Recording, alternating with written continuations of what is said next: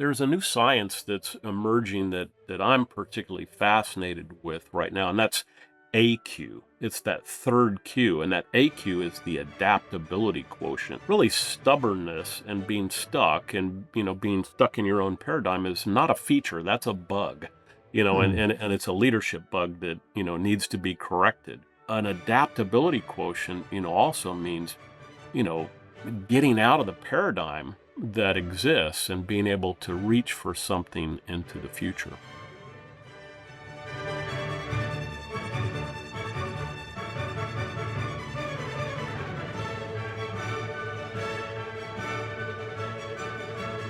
Welcome to Science of Leadership, the podcast dedicated to helping you become a better leader. Here, you'll gain valuable knowledge, hear inspiring stories, and learn the scientific principles that promote exceptional leadership. I'm Tom Collins, your host, and I'm thrilled to have you join us on this journey to becoming a better leader. Today, we're talking about an invaluable leadership skill, the ability to see around corners. It's the capacity to anticipate what's coming before it arrives, to sense change before it's obvious, and to lead through uncertainty with clarity and conviction. Joining me is someone who has done exactly that across decades of innovation. Rob Carter. Last year, when he retired from his 31-year career at FedEx, Rob was serving as Executive Vice President, FedEx Information Services, Chief Information Officer, FedEx Corporation, and co-president and co-CEO of FedEx Services. Under his leadership, FedEx was the world leader in logistics and distribution chains, underwent major digital transformations, and embraced emerging technologies like AI and blockchain. Rob, welcome to Science of Leadership. It's a real honor to have you.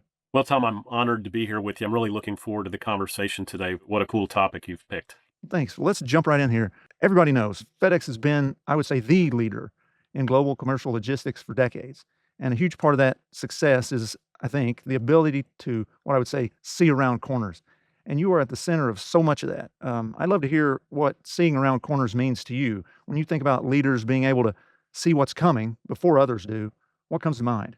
Well, first off, I'd never claimed to have a crystal ball or to be some kind of clairvoyant, but I think one of the most important characteristics about seeing around corners is anticipating the fact that you're always making a corner. There's something around the corner that represents change, it represents innovation, it represents something new for your business and something you have to pay attention to. One of our favorite quotes in FedEx was a quote from Marcus Aurelius that said, "The only constant is change," which is a little bit of a paradoxical statement, the change is the constant, but it was something that we really believed. And so we expected change, we anticipated change, and maybe from a leadership standpoint, the most important thing we did was embrace change.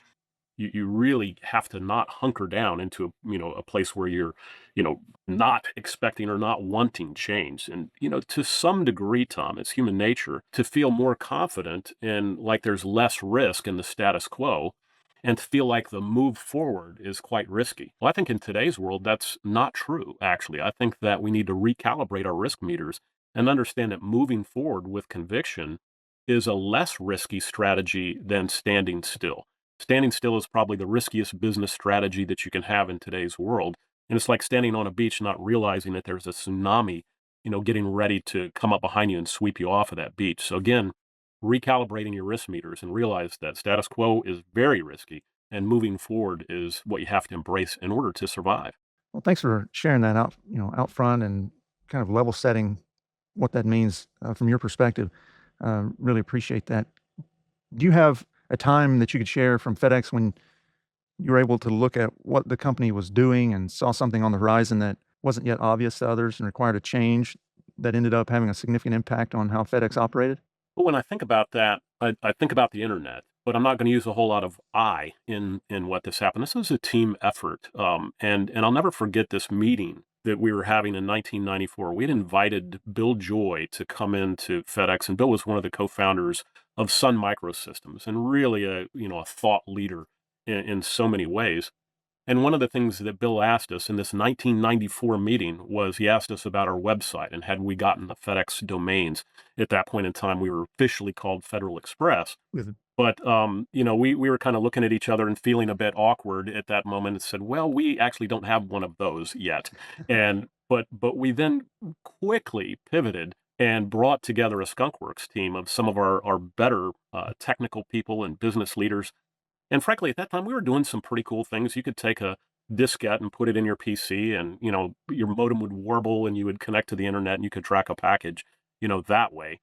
But what we did was pretty groundbreaking. We stood up the original FedEx.com, and the original page was this kind of cool page that was it was an HTML page. It had a little blank, and it had a graphic of a flying package kind of in digital space, and it said enter your tracking number here. So again, we're talking 94 now, and you could key in your tracking number, and we would go to our backend systems with that, and then return a new HTML page that had nicely formatted tracking information about your shipment.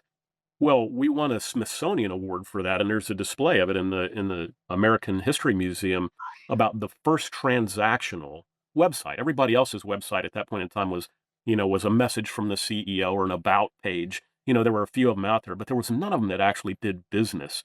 And so we think that not only changed FedEx, but it in some ways changed the world. It said, look, this is not just Yeah. a communication platform. This is a transactional platform, which of course today is table stakes for virtually everything all of us do. Yeah. Wow, Rob. Thinking back in your like when you were a young person, let's say in college or whatever, did you ever think that something you'd be intimately involved with would be in the Smithsonian? Like that's incredible, right? Like, wow, you can go to the Smithsonian and you can go, I was a part of that thing, like in a very real way. I mean, the leadership characteristic is so often embracing. So I was embracing Yeah. external input from Bill Joy.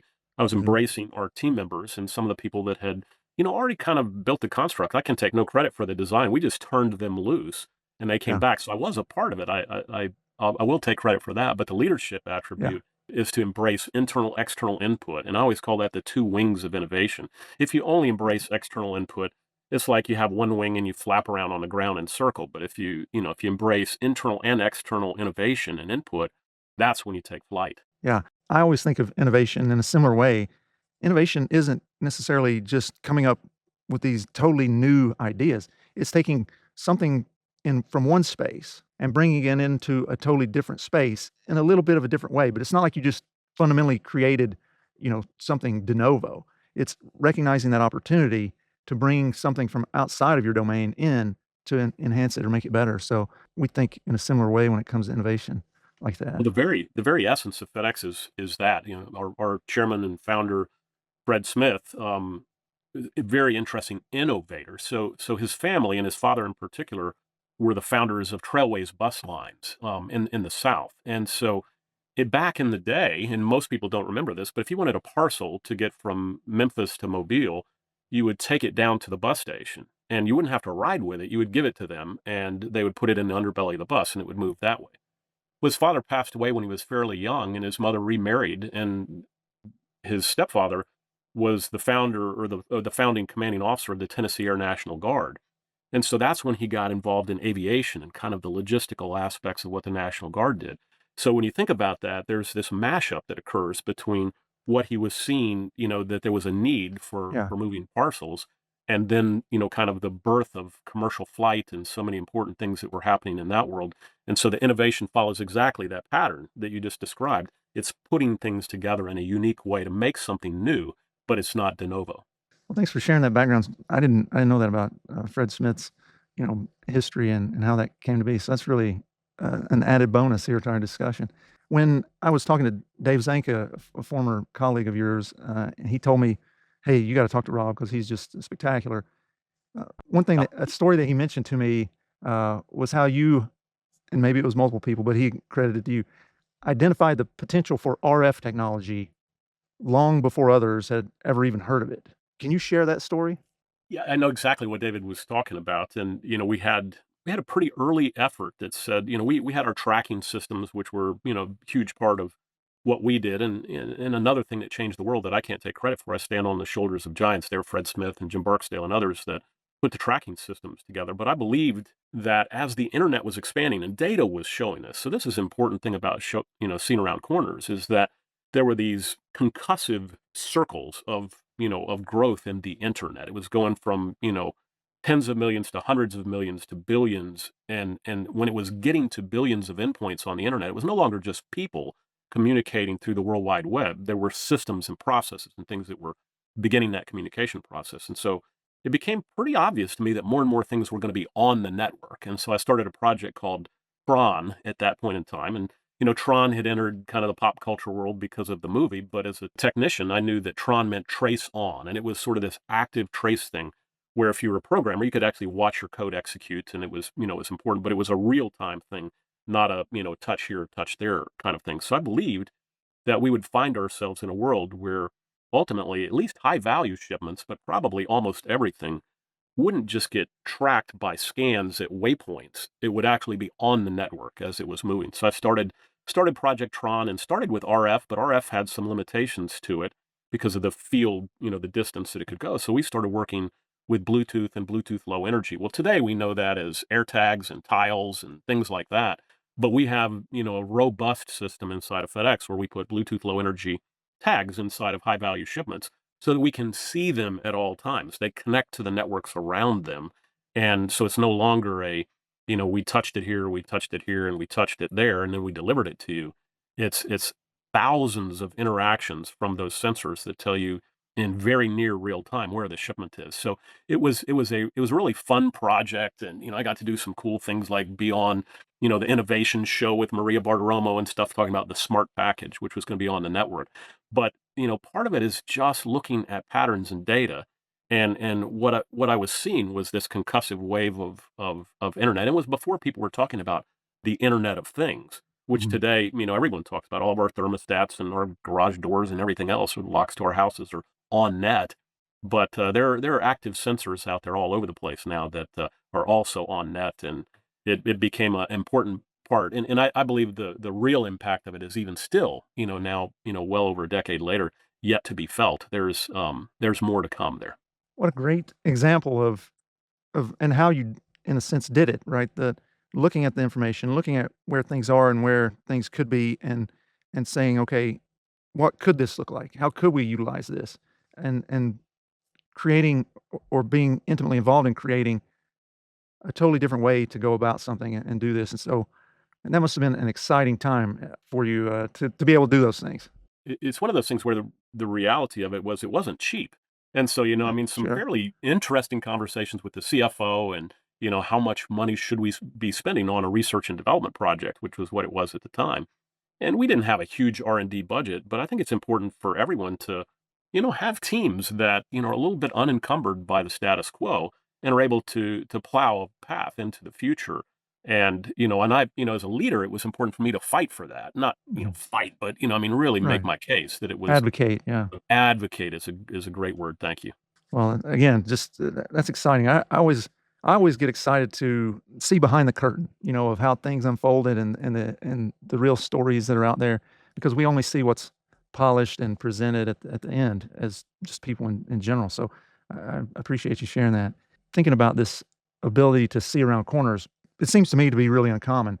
And in fact, it's a somewhat dated study, but there was this study of 140 corporate strategists, and two-thirds said they had been surprised by as many as three high-impact competitive events in the preceding 5 years. So a lot of people who are, again, these were corporate strategists. These are people who are paid to, honestly, I think, see around corners, to see where we should be going, what we should be doing, that sort of thing, and they were getting surprised all the time by really high-impact things. So I don't think this is a common capability, or maybe it's just a capability that people don't practice or don't understand how to, and you've laid out some ways that you've done that over the years. But Rob, why from your perspective is it so important for leaders to be able to do this, to be able to see around corners? So Tom, to me, it's really important that we recognize that change is expected. That we have to be navigating change, and that in order for us to be concerned about what's around in that corner, we actually have to be making the corner. We have Exactly. to be moving, and so there's an expectation we've got to adapt. And so a lot of times we focus on leadership attributes that are related to IQ, how smart people are. EQ, are they relatable? Do they work well with their teams, play well with others?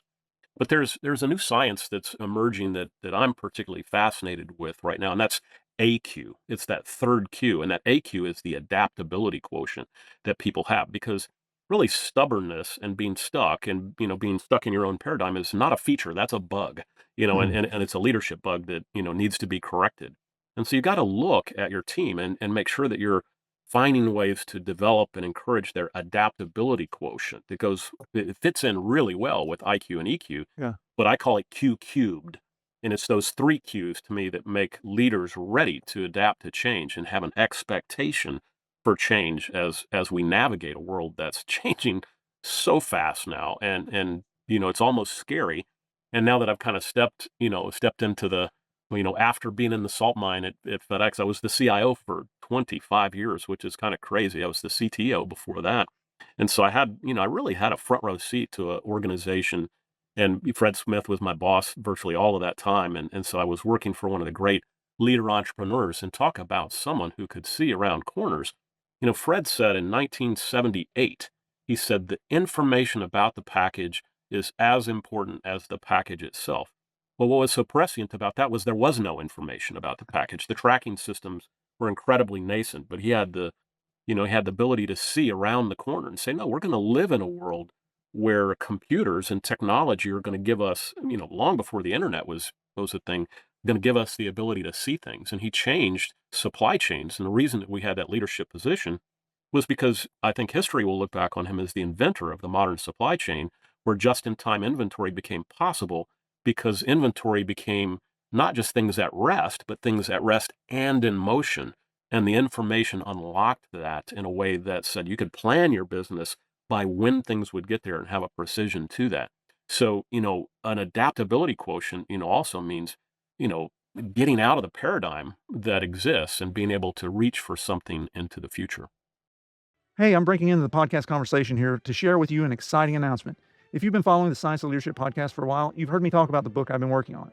Well, I'm delighted to share that after over 3 years of work, my book, The 4 Stars of Leadership, is finally available.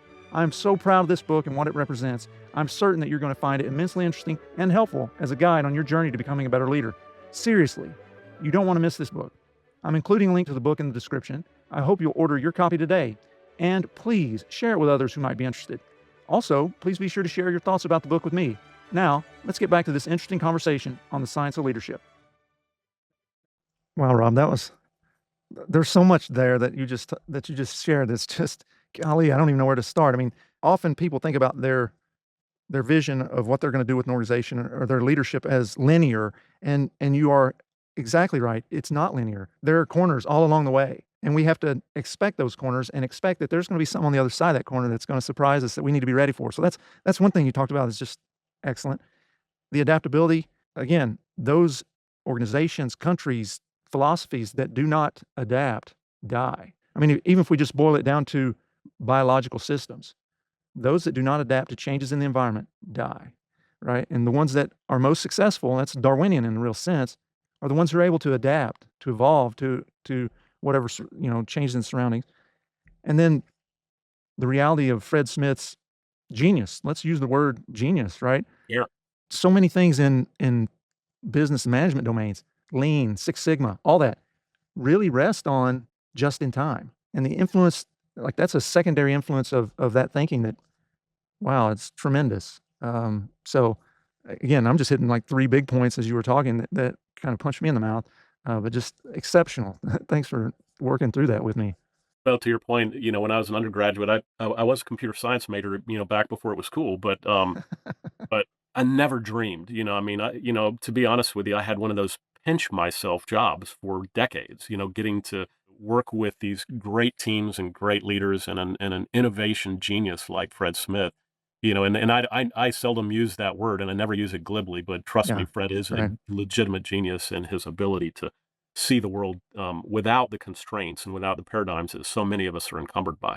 Can you think of a good example where that ability to see around corners, other than some that you shared, really had a major impact on FedEx or even any other organization? Because clearly you have had decades of experience in leading, and I can tell just by your vocabulary and some of the things that you say, you've read extensively on leadership and you're dedicated to that.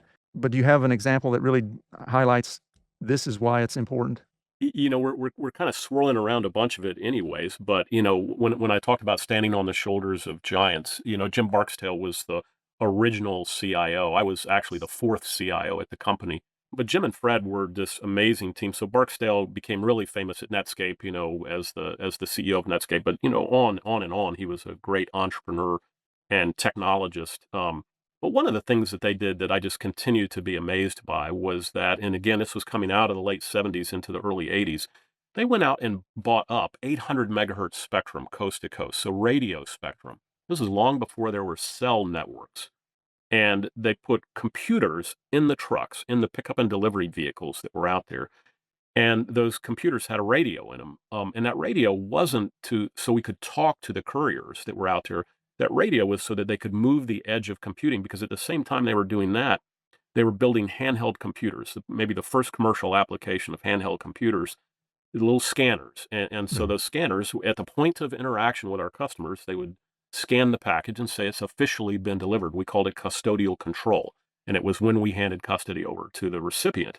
Well, it really kind of blows my mind when you think about them buying up radio spectrum, building handheld computers, not so we could talk, but so that we could move data from the edge of interaction. When I think about that, it blows me away still to this day, because now we all carry that handheld computer around with us. We all connect to that network, which, allows us to be out at the very edge of our lives, interacting constantly with systems and capabilities. And, most of that interaction is not talking anymore. It's not a Yeah. phone as much as it is as a computer with all kinds of capabilities. So I look at those guys and I shake my head, and it's another one of those pinch me things, is getting the opportunity to stand on those shoulders and further the cause in ways that that I think help the company grow in significant ways. We certainly saw the company explode across those decades into a global giant. But that's a good example of them doing something that I think changed the world in a lot of ways, because everybody was looking. It was I'll say this and then stop. When I was doing my MBA in the late '80s and early '90s before I joined FedEx, and we studied a couple of things. We studied, Sabre, the reservation system, which was kind of a multi-carrier strategic implementation. We studied American Hospital Supply because they were doing things that were bringing in, but we also studied FedEx and FedEx's strategic use of information technology. It wasn't record keeping in the background; it was customer interaction and enablement.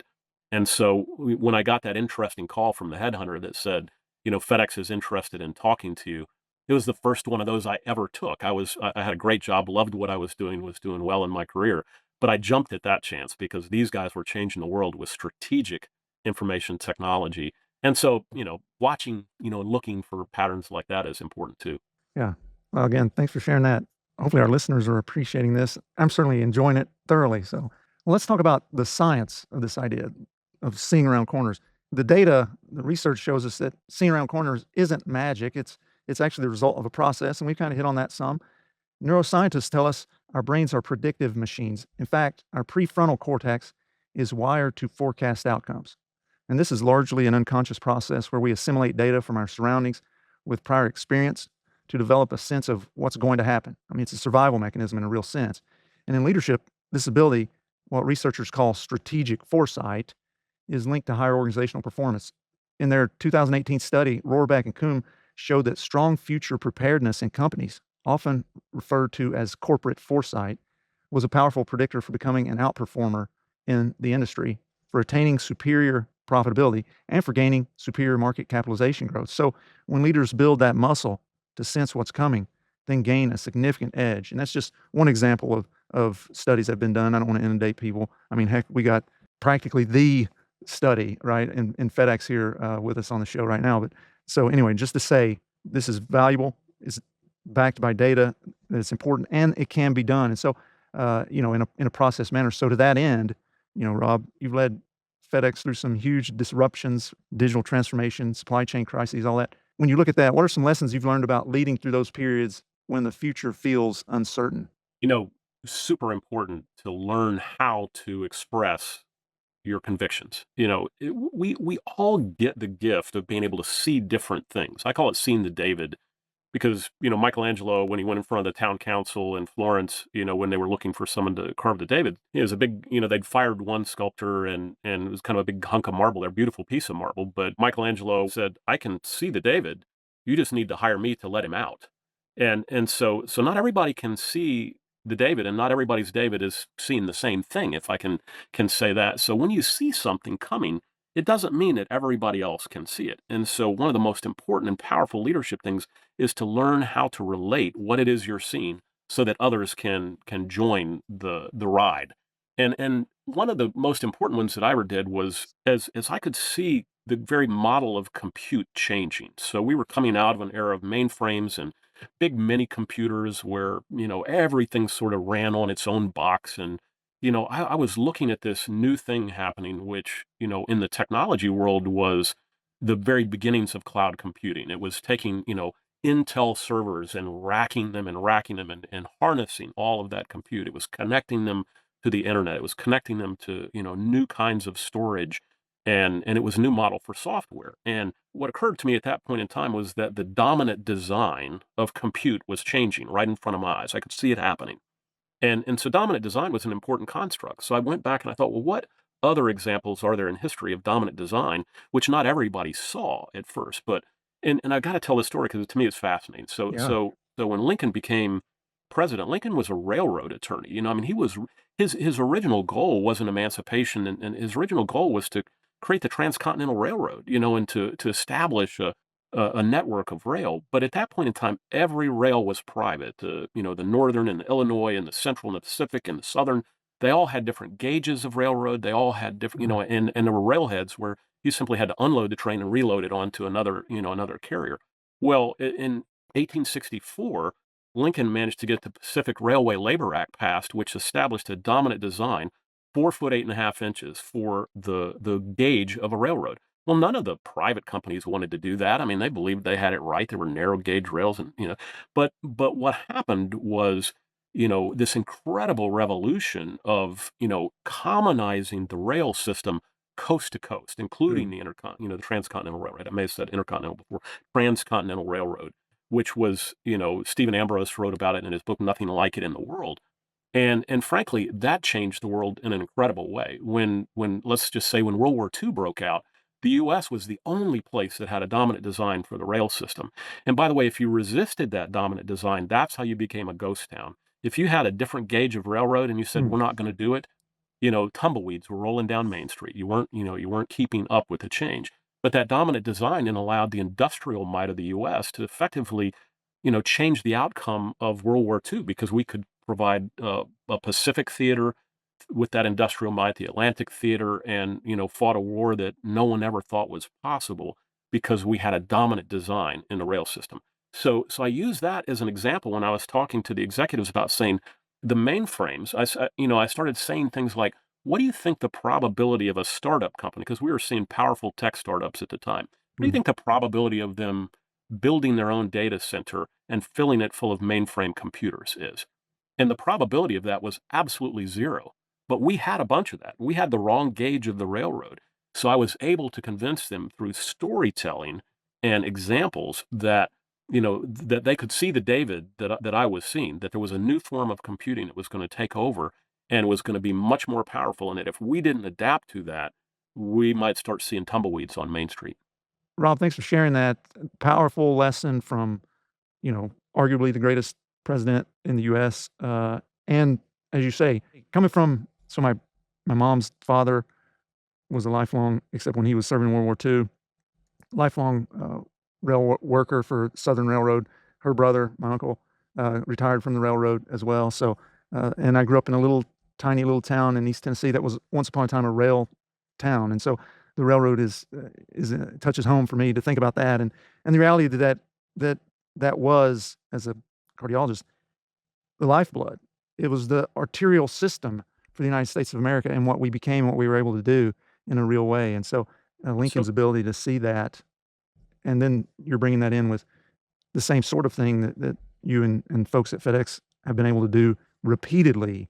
And FedEx is, it's clear to me in our discussion today and hearing you describe it, FedEx has this on some level figured out. Like it's systematic in a real sense, which is, I think, allowed FedEx to remain at the fore of their space for decades, which is in this time and space when the average company in the S&P 500 is there for 12 years. So for FedEx to be able to do that for the extended period in this unstable time really says a lot, and I think it speaks to this. So I was wondering, for our listeners out there who want to know how they might be able to develop this ability to see around corners, can you lay out a process that you use, or some key practical tips that you could offer for them? And me, obviously, I'm as interested in it as anybody.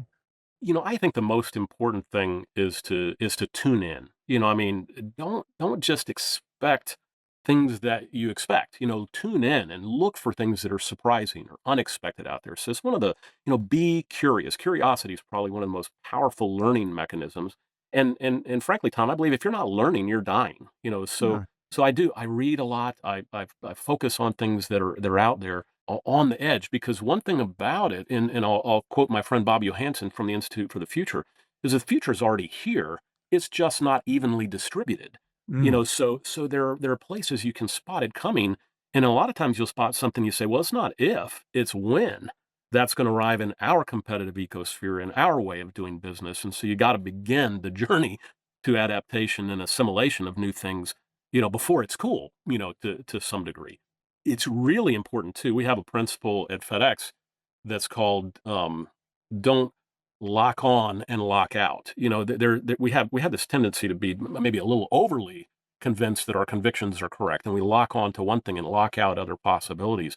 So avoid the habit of locking on and locking out. You just really have to have this expectation, this curiosity, this learning, and this ability to tap in. So I would spend a lot of time personally on the West Coast, just kind of Mhm. making the rounds to not just big established tech companies, but startups and things like that. And those were things that I think my team hated it when I did that, because I always come back with some new idea and they'd go, "Oh, here we go," but the reality is I think leaders have to use a lot of sources to stay tuned in to what's going on in the world, and never more so than today with AI and the capabilities of AI, Yeah. coming at us. And the generative AI is certainly an incredible new thing, but I remember, as an undergraduate, writing Lisp programs that were all about rule-based AI. AI is not new.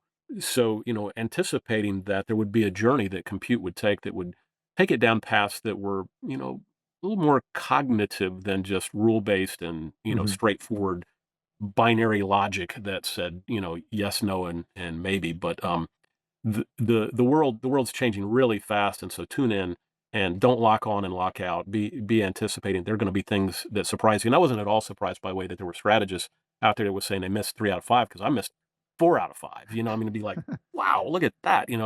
It's don't be surprised about being surprised is maybe a way to say it. Yeah. Well, thanks for sharing those. As I've been thinking about it, I came up with a few, and they touch on some of the things that you just shared. Um, I try to enumerate them just so in case our listeners are the type of people who make lists or whatever. But the first one is regularly step back to scan the horizon. Take the time to look beyond your day to day operations. So often, as leaders, it's easy to get caught up in the day to day. Those people that are out there just putting out fires, and I don't think if you're just putting out fires, you're not actually looking to the future to be able to see how do you prevent those fires from happening in the future and changing things. So I think that's one thing, scan the horizon. The second, and you just hit on this when you visited Silicon Valley and other places, but talk to people outside your industry because they see things that you don't, and they see them in different ways, and so you might be able to incorporate those. The third thing, study early signals. Trends begin as whispers, so learn to listen. The fourth thing, and this is hard sometimes, encourage dissenting views. Divergent thinking often sees what consensus misses. And then the final thing is practice future back thinking. Imagine your desired future, then map the path backward. So those are the five things that I would say came to mind as I was thinking about this. Any thoughts on Great those? list. Great list. And, I mean, our thoughts overlapped quite a bit. And I actually think Bob Johansson wrote a book about future back here recently that's probably worth our listeners taking a look at. Yeah, And this idea, because too often, we're sort of oriented towards moving forward, and half the dialogue that I put forward was moving forward. But a lot of times, imagining a future and working your way back from it is a great way to get a breakthrough and new insights. yeah. I'll definitely have to read that book, and we'll include it in the show notes, the reference to it. I was reminded of a 2005 paper in Harvard Business Review. George Day and Paul Shoemaker published this assessment instrument that they had devised that combines your need for what they call peripheral vision with your capability for having peripheral vision. And through that instrument, you can assess if you're what they defined as vulnerable, neurotic, focused, or vigilant. Wherever people fall, Can you be all of those? yeah, I sort of feel probably at like that. different times, I imagine so. But I'll reference that paper in the show notes. But it seems to me, Rob, that in listening to you and the things that you've done, you probably fall into that vigilant category. Well, thank you. I'm honored that you'd say that and flattered you'd say that. But yeah, it is a level of vigilance. I mean, that's that tune in thing that I was talking about. You Yeah. got to work at that. You have to be a lifelong learner. You can't stop learning, and that vigilance is really about learning and being dedicated to learning and being curious all the time. Because even now that I'm retired from my day job, there I'm almost too busy, frankly, because of the vigilance of that. I've got several things going on that are, just, I didn't retire so I could have a custom fitted rocking chair, but I'm also questioning myself. Well, you can't do too much. You got to have some time too, which Yeah. is also part of what your list was. Is boy, don't believe that burning your nose on the grindstone is the way to insight. I mean, stepping back, relaxing, having fun, going, following your own interests, not just your business interests, is the essence of creativity. I mean, most of our breakthrough thinking comes when we've relaxed our mind, Yeah. on these issues, not when we're just pressing in. So I love the list, and I believe that the essence of that vigilance is curiosity and Hmm. entering every situation, not judgmentally or in despair. I mean, no matter what it is, the world around us, enter with curiosity. I mean, have some expectations, that you need to understand, a lot of different points of view, not just the ones that come naturally to you. So our listeners have heard me say this before, but I'm reminded of something General Jim Mattis shared with me when I had the opportunity to. I've had multiple opportunities, but to speak with him and interview him and so forth. And he said, "Listen with a willingness to be persuaded." And that in that admonition, there is curiosity, right? Like you have to be willing to say, what does this person have to say? What's valuable in it? Be curious as to what they're thinking. So I really appreciate you sharing that curiosity underpins this idea to a very large extent. Before we end out our conversation, Rob, I have one final question for you. What's the most valuable leadership practice you use throughout your storied career? I'm gonna couch that inside of a mantra that I have, and it's something I wrote down as a little plaque that someone made for me, after they heard me say it a few times. But my mantra is work hard, lead a balanced life, and have an undying respect for people. And I want to unpack that a little bit. Yeah, it does take vigilance. It takes hard work. You have to be disciplined in this world, and rigor matters. It just does. But you always have to put that inside of leading a balanced life. I was a little bit of a life balance freak in my career. Most people would tell you, that I wasn't the first guy there or the last guy to leave kind of guy. I mean, I have a lot of interests. I mean, I love the outdoors. I love people. I love wine and food. I love to try. I mean, there are all kinds of things that excite me about and I certainly love my family. I have 5 kids and 8 grandkids, and, I mean, life is and so those are things that would invigorate me. So working hard was important, but leading a balanced life was equally as important, because again, I don't think creativity comes from burning your nose on the grindstone. And then that last piece maybe is the most valuable leadership. Have an undying respect for people.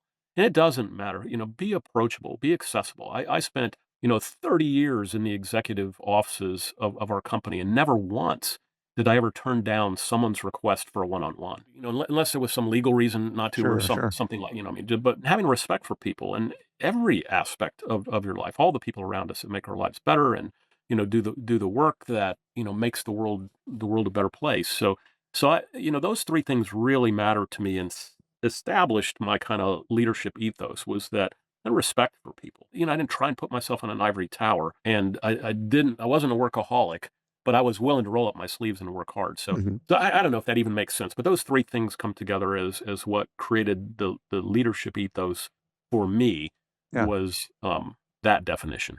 I think it's a great mantra. I think it's a great thing to lead by. You're in so many ways be the example, right? Like that's a fundamental principle of leadership, of great leadership. Be the example. Work hard, but that doesn't mean kill yourself doing it. Because as you say, you need to have a balanced life so that you can have the energy to work hard. We can burn ourselves out and then we're no use to anybody. And then respect. I mean, the 4 stars that I've talked with, dignity and respect, show dignity and respect. I can't tell you how many times I've heard them say that, right? And what a great place we would have if we all respected each other a little bit more these days, right? For sure. So, well, Rob, it has been extraordinary. It's been informative. It's been fun. I've learned an enormous amount from you today. I really appreciate you taking the time to be on the Science of Leadership today. Loved every minute of it, Tom, and thank you for inviting me. Thank you for joining us on this episode of The Science of Leadership. We hope today's discussion has inspired you and given you valuable insights to help you become a better leader. Remember, leadership is about helping those we lead do great things. It's a journey of continual growth and learning. When we embrace that journey with curiosity, courage, and humility, we can confront challenges, overcome barriers, and foster environments where everyone can succeed. If you enjoyed today's episode, be sure to follow or subscribe, leave a comment, and share it with others who are passionate about leadership. Until next week, keep leading with character, competence, caring, and communication. This is Tom Collins. Let's keep growing.